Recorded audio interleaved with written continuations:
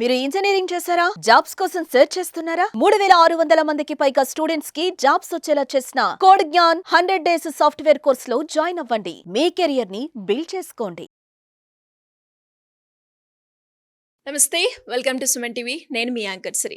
So ఇప్పటి వరకు వీలునామా గురించి ఎన్నో వీడియోస్ అయితే చేయడం జరిగింది. బట్ అందులో చాలా మందికి కూడా రకరకాల డౌట్స్ అయితే ఉన్నాయి.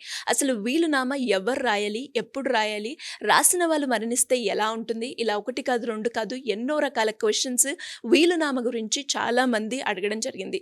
సో వాటి గురించే ఈ రోజు ఈ వీడియోలో కంప్లీట్ క్లారిటీ ఇవ్వడానికి మనతో పాటు హైకోర్టు అడ్వకేట్ అలగిరి రవీంద్రనాథ్ గారు ఉన్నారు. వారిని అడిగి తెలుసుకుందాం.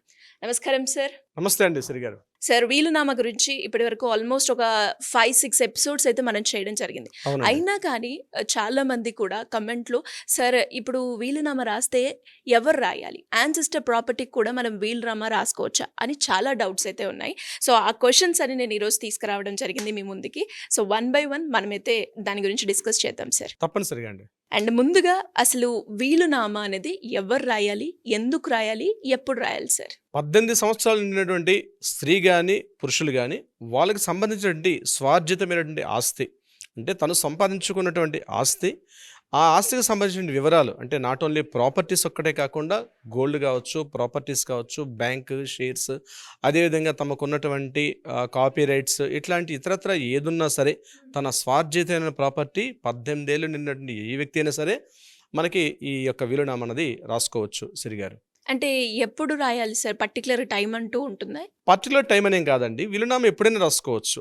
అంటే ఇక్కడ ఇది ఈ టైంలోనే రాయాలి, ఇంత ఏజ్ లిమిట్లో రాయాలి, ఈ ఏజ్ లిమిట్ ఇవ్వాలి, దీనికి పర్మిట్ అని ఎక్కడ మనకి సెక్షన్లో మెన్షన్ చేయలేదు. ఏ ఏజ్ వాళ్ళైనా రాసుకోవచ్చు. అంటే వీలునామా అన్నది తదనంతరం మాత్రమే ఫోర్స్లోకి వస్తుంది కాబట్టి ఏ ఏజ్లోనైనా రాసుకోవచ్చు. ఈ పర్టికులర్ ఏజ్ వాళ్ళే రాయాలి, ఇంత ఏజ్ ఉండాలి అని చెప్పి ఎక్కడ ఏజ్ లిమిట్ మనకి ఎక్కడ మెన్షన్ చేయలేదు. మెయిన్ ఏంటంటే 18 ఏళ్ళు నిండినటువంటి మేజర్ అయిన ఏ వ్యక్తి అయినా రాసుకోవచ్చు. ఇప్పుడు ఏ సందర్భంలో రాయొచ్చు దీనికి సంబంధించి. అండ్ అలాగే సార్, యాన్సిస్టర్ ప్రాపర్టీకి కూడా మనం వీలునామా రాసే అవకాశం ఉందంటారా? యాన్సెస్ట్రల్ ప్రాపర్టీ సంబంధించి మాత్రం భాగ పంపకాలు జరిగి తన వాటా ఏదైతే తనకు వస్తుందో ఆ భాగానికి మాత్రమే రాయాల్సి వస్తుంది.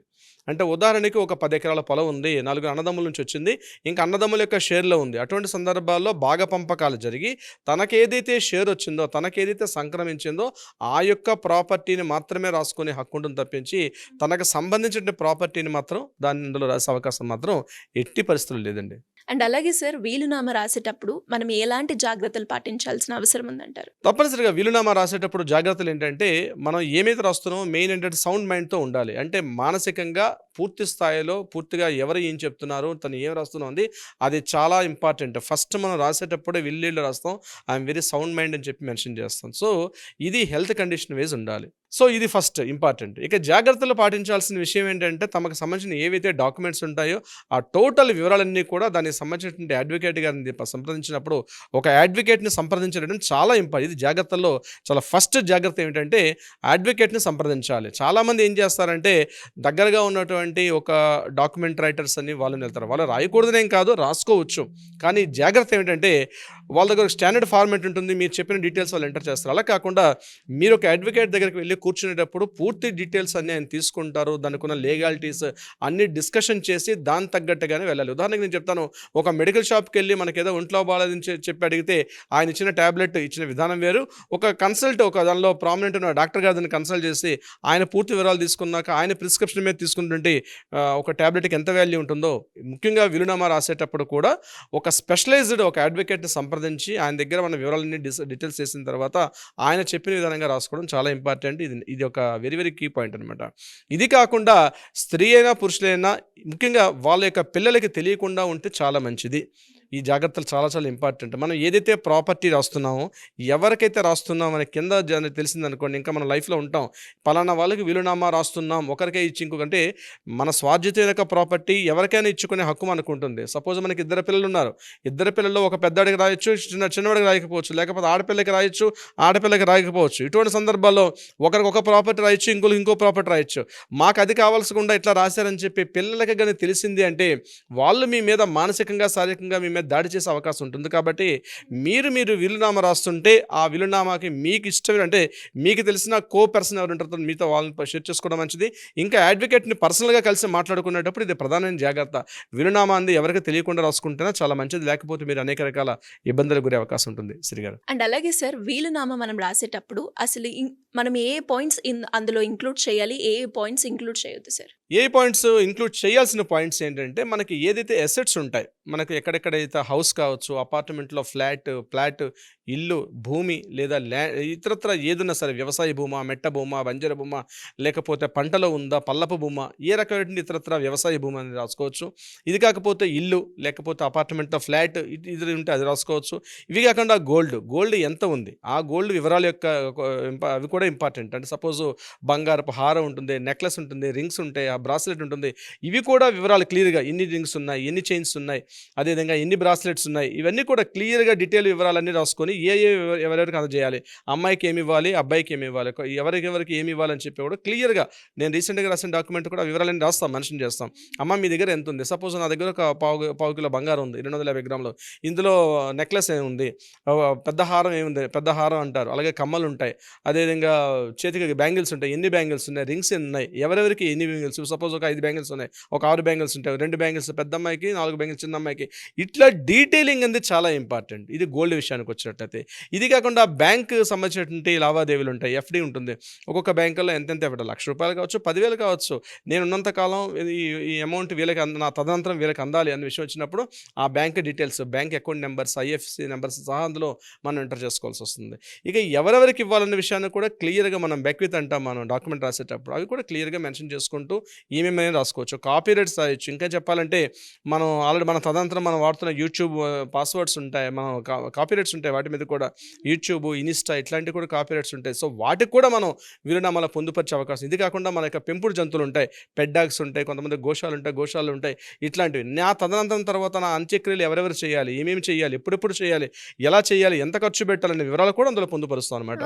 వీలునామాలో ఈ పాయింట్స్ కూడా మనం రాస్తాం. అవునండి, అవి కూడా మెన్షన్ చేస్తాం మనం. అలాగే సార్ ఎవరైనా కూడా వీలునామా రాయకుండా చనిపోతే, లేదంటే వీలునామా రాయకపోతే అసలు ఏం జరుగుతుంది సార్? చాలా ప్రాబ్లమేటిక్ అవుతుంది శ్రీ గారు. వీలునామా రాసుకోవడం వల్ల ముఖ్యంగా తన వారసుల మధ్య ఎటువంటి ఇబ్బందులు కూడా తలెత్తే అవకాశం ఉండదు. వీలునామా రాయకుండా చనిపోతే మాత్రం కొద్ది ఇబ్బందులు వచ్చే అవకాశం ఉంటుంది, ముఖ్యంగా వారసుల మధ్య. మాకు ఆ ప్రాపర్టీ నీ లేదు, కింద పిల్లలందరూ కూడా వాళ్ళందరి మధ్య సఖ్యత బాగుంది, వాళ్ళందరూ రిలేషన్స్ బాగున్నాయి అన్నటువంటి సందర్భాల్లో అందరూ కలిసి సబ్ రిజిస్టర్ ఆఫీస్ గారిని కలిసి, సార్ మేమందరం కూడా పలానా చనిపోయిన వ్యక్తి, లేకపోతే మా తల్లిగారు, మా తండ్రి గారి యొక్క పిల్లలు మేమందరం కూడా, సో మేము ఇలా ఈక్వల్గా ఉన్నటువంటి ప్రాపర్టీస్ మాకున్న ఇవన్నీ కూడా మేము సమంగా ఈక్వల్గా షేర్ చేసుకోవాలని అనుకుంటున్నాం అంటే, అటువంటి సందర్భాల్లో సబ్ రిజిస్టర్ ఆఫీస్ గారి అందరూ ఎవరైతే వారసులు ఉన్నారో లీగల్ హెయిర్స్ అందరూ కూడా వెళ్ళి మాట్లాడుకుంటే దానికి న్యాయం జరిగే అవకాశం ఉంటుంది. కానీ చాలా సందర్భాలు తక్కువ ఉంటుంది. అటువంటి సందర్భాల్లో షేర్స్ ఏమవుతాయంటే ఆ ప్రాపర్టీ ఏదైతే ఉందో అందరికీ ఈక్వల్ షేర్స్ వెళ్ళిపోయే అవకాశం ఉంటుంది.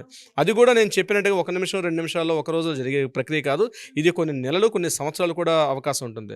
సో వీలునామాని తప్పనిసరిగా ఎందుకు చెప్తున్నామంటే, మన తరువాత మనం ఇంత రాత్రి పగలు కష్టపడి చెమటోడ్చి మనం అన్ని తిండి తినక రకరకాలుగా మనం ఆస్తులను ఏదైతే కూడబట్టామో, మన తరువాత అదంతరం ఎటువంటి ఇష్యూస్ లేకుండా మన వారసులకి ఆ యొక్క ప్రాపర్టీస్ ఇబ్బందులు లేకుండా వారందరూ కూడా సమానంగా ఎవరికైతే మన ఇష్టమైన వ్యక్తులకి అందజేయాలనుకుంటామో అది కేవలం వీలునామా ద్వారా సాధ్యపడుతుంది. వీలునామా రాయకుండా ఉంటే కొన్ని రకాల కాంప్లికేషన్స్ కూడా రేజ్ అయ్యే అవకాశం కూడా ఉంటుంది శ్రీ గారు. అలాగే సార్ మీరు అన్నట్టుగానే ఎవరైనా కూడా అంటే వీలునామా రాయాలి, ఇది మ్యాండేటరీ, రాయకపోతే ఫర్దర్గా ఉన్న డాటర్స్కి సన్స్కి ఎక్కువగా గొడవలు అయ్యే ఛాన్సెస్ ఉన్నాయని మీరు చెప్పడం జరిగింది.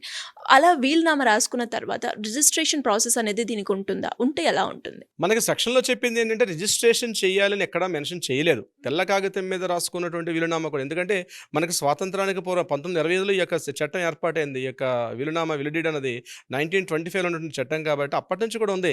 తెల్ల కాగితం మీద కూడా దీని యొక్క రాసుకోవచ్చు, బాండ్ పేపర్ మీద రాయాలని లేదు. కానీ ఎప్పుడైతే ఒక బాండ్ పేపర్ మీద రాసినప్పుడు ఏమవుతుందంటే డాక్యుమెంట్ అవుతుంది, కానీ అది లీగాలిటీ ఇప్పుడు చట్టబద్ధత వస్తుందంటే ఎప్పుడైతే ఆ డాక్యుమెంట్‌కి రిజిస్ట్రేషన్ ఆఫీస్‌లో కన్సల్ట్ ఎస్ఆర్ఓలో మనం ఎప్పుడైతే దాన్ని రిజిస్ట్రేషన్ చేసిన తర్వాత దానికొక చట్టబద్ధత వస్తుంది. సో, మనం రాసుకున్నటువంటి వీలునామాని ఎక్కడ మెన్షన్ చేయనప్పటికి కూడా మేమైతే ఖచ్చితంగా సజెస్ట్ చేస్తున్నాం రిజిస్ట్రేషన్ చేయమంటాం. గవర్నమెంట్‌కి ప్రాపర్ రిజిస్ట్రేషన్ ఫీ చెల్లించి తద్వారా మాత్రమే అది మనకి లీగాలిటీ వస్తుంది. అప్పుడు దానికి ఒక లీగల్‌గా దానికి ఒక స్ట్రాంగ్ డాక్యుమెంట్ అవుతుందనమాట అది. అండ్ అలాగే సార్ మీరు మాట్లాడేటప్పుడు ఇంకో పాయింట్ కూడా రేస్ చేయడం జరిగింది. అంటే ఇద్దరు కొడుకులు ఉన్నప్పుడు తల్లి తన ఒక్క కొడుకుకే రాసినప్పుడు వీలునామా కోర్ట్‌ని ఎవరైతే అప్రోచ్ అవుతారో అప్పుడు ఈ వీలునామా అన్నది వర్తిస్తుందంటారా? ఉండే అవకాశం చాలా తక్కువండి. ఇప్పుడు వీలునామా తన స్వార్జితమైన ప్రాపర్టీ తనకేదైతే తన సెల్ఫ్ గెయిన్డ్ ప్రాపర్టీ ఏదైతే ఉందో ఆ తండ్రి కావచ్చు, తల్లి కావచ్చు తన ప్రాపర్టీని వీలునామా ద్వారా ఇద్దరు కొడుకుల్లో ఒకరికే రాసినప్పుడు చిన్న కొడుకు ఏంటంటే ఏదైనా అంటే అది చనిపోయిన తర్వాత ఒక పెద్ద కొడుకు చూపించి నాన్నగారు మొత్తం నాకే ఈ ప్రాపర్టీ రాశారు అని తను ఏదైనా డౌట్ రైజ్ చేసినప్పుడు సిగ్నేచర్ ఏదైనా ఫార్జరీ చేశారన్న విషయం మీద ఆ సందర్భాల్లో ఒక వ్యక్తి అంటే అన్యాయం జరిగింది తెలుస్తుంది అక్కడ ఇలా ఎందుకు రాశారు. అందుకని వీలునామా రాసేటప్పుడు తండ్రి ఎందుకు తన ఒక్క కొడుకుకే వీలునామా రాస్తున్నటువంటి క్లాస్ కూడా మెన్షన్ చేయాల్సి వస్తుంది. మేము చేసే ప్రక్రియ అదనమాట. లేనప్పుడు ఏమవుతుందంటే జస్ట్ ఈ యొక్క కొడుకుకి ఇది ఈ యొక్క కూతురికి ఇది మెన్షన్ చేసిన తర్వాత అక్కడ ఆ బ్యాలెన్సింగ్ లేనప్పుడు ఆ రెండో వాళ్ళు దీన్ని మరలా ఛాలెంజ్ చేసే అవకాశం ఉంటుంది. బట్ లీగల్గా అది చాలా ప్రాసెస్ అవుతుంది. దాన్ని చాలా 90% అది ఫెయిల్ అయ్యే అవకాశం ఉంటుంది. కేవలం ఫార్జరీలు చేస్తే తప్ప ఫార్జరీ చేయకుండా ఒరిజినల్గా డాక్యుమెంట్ రాస్తే మాత్రం అది మనం ఛాలెంజ్ చేయలేం.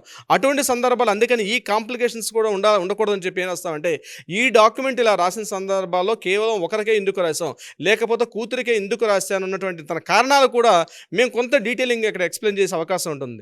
అదే రేపు ఏదైనా పొరపాటు ఇట్లాంటి లీగల్ ఇష్యూస్ వచ్చిన తర్వాత ఈ యొక్క వ్యక్తి కానీ లేకపోతే ఆమె కావచ్చు అతడు కావచ్చు తదనంతరం ఏదైనా రైజ్ అయితే దాని మీద ఛాలెంజ్లో సిగ్నేచర్ ఫార్జరీ కాలేదని ఇట్లాంటి సందర్భాల్లో కూడా దీనికి ఒక క్లాజ్గా కనిపిస్తుంది.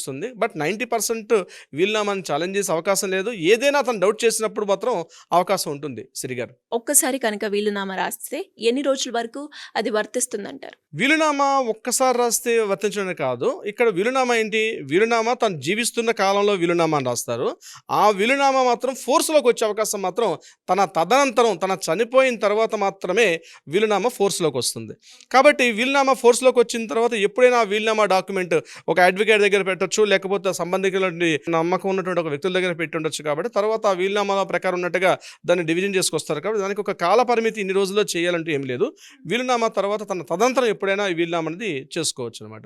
అలాగే సార్ వీలునామా సింగిల్గా రాయాలా లేదంటే జాయింట్లో రాయాలా సార్? వీలునామా సింగిల్గా రాయొచ్చు, జాయింట్గా కూడా రావచ్చు. ఇక్కడ చూడండి నేను ఎగ్జాంపుల్ లైవ్లో రీసెంట్గా జరిగిన ఎగ్జాంపుల్ చెప్తాను. అందులో ఉన్నటువంటి ఒక వ్యక్తి ఆయన ఏజ్ 86 సంవత్సరాలు, ఆ భార్య యొక్క వయసు 78 సంవత్సరాలు. కానీ పిల్లలు పెద్దవాళ్ళు అయిపోయారు, మనవలు ముని మనమరాలు కూడా వచ్చేసారు. కానీ వీళ్ళు ఏదైతే ఇంటిలో ఉంటున్నారో ఆ ప్రాపర్టీ మీద వాళ్ళ యొక్క పెద్ద కొడుకు కొంత నాకు ఖచ్చితంగా ఇంట్లో నేను ఉంటాను మీరు బయటికి వెళ్ళిపోండి అని ఫోర్స్ చేసే సందర్భాలు కూడా జరుగుతున్నాయి.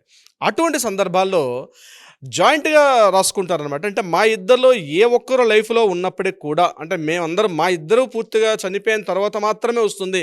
ఎందుకంటే భార్యాభర్తలు కలిసి ఒక 50 ఏళ్ల పాటు ఒక 60 ఏళ్ల పాటు వాళ్ళ వైవాహిక జీవితం నడిచింది. కాబట్టి మా ఇద్దరిలో ముందు ఒకరు ఇద్దరు ఒకేసారి చనిపోయే అవకాశం ఉండదు. కాబట్టి మా ఇద్దరిలో ముందు ఎవరు చనిపోయినా వెనుక ఎవరు చనిపోయినా మరలా ఆ రెండో వ్యక్తికి ప్రాపర్టీ లైఫ్లో ఉంటుంది.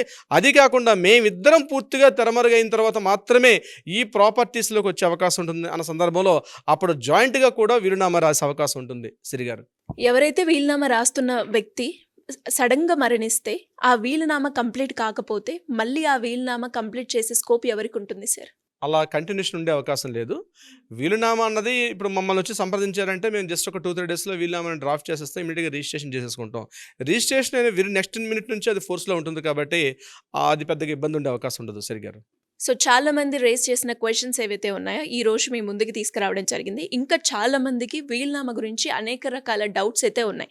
వాటి క్లారిఫై గురించి మీ గైడెన్స్ కావాలి అన్నా లేదు అంటే ప్రాపర్టీ పరంగా కావచ్చు లేదంటే ఫ్యామిలీ రిలేటెడ్గా ఎలాంటి ఇష్యూస్ ఫేస్ చేస్తున్న వాళ్ళు లీగల్ పరంగా రెమెడీ కోసం మిమ్మల్ని అప్రోచ్ అవ్వాలి అంటే ఎలా ఉంటుంది సార్? తప్పనిసరిగా సరిగారు దీనికి సంబంధించి కింద స్క్రోల్ అవుతున్న నెంబర్ని కాంటాక్ట్ చేయగలిగితే మన లీగల్ టీం వాళ్ళకి కావాల్సిన సలహా సంప్రదింపులు ఇచ్చే అవకాశం ఉంటుంది. అట్ ద సేమ్ టైం న్యాయపరంగా ఏదైనా పరిష్కారం కావాలంటే దాంట్లో కూడా ఆ దిశగా కూడా మన వల్ల ప్రయత్నం చేస్తారు. అయితే బట్ ప్రైయర్ అపాయింట్మెంట్ అనేది చాలా ఇంపార్టెంట్ సిరి గారు. ఎందుకంటే డైలీ కొన్ని చాలా కాల్స్ వస్తుంటాయి నాకు. సో ఒక అపాయింట్మెంట్ తీసుకొని రావడం చాలా ఉత్తమం సిరి గారు. Thank you sir. Thank you so much. Thank you so much. So చూసారు కదా, మరి వీలునామా గురించి మీకు ఎలాంటి డౌట్స్ ఉన్నా కూడా ఇంకా క్లారిటీ కావాలి అంటే సింపుల్గా కింద స్క్రోల్ అవుతున్న నెంబర్ని కనుక మీరు సంప్రదిస్తే అలగిరి రవీంద్రనాథ్ గారి టీం మిమ్మల్ని అప్రోచ్ అవ్వడం జరుగుతుంది. దాని గురించి కంప్లీట్ క్లారిటీ ఇన్ఫర్మేషన్ అయితే మీకు అందించడం జరుగుతుంది. Thank you. సుమన్ టీవీలో మీ పర్సనల్ అండ్ బిజినెస్ ప్రమోషన్స్ కోసం కింది నెంబర్కి కాంటాక్ట్ చేయండి.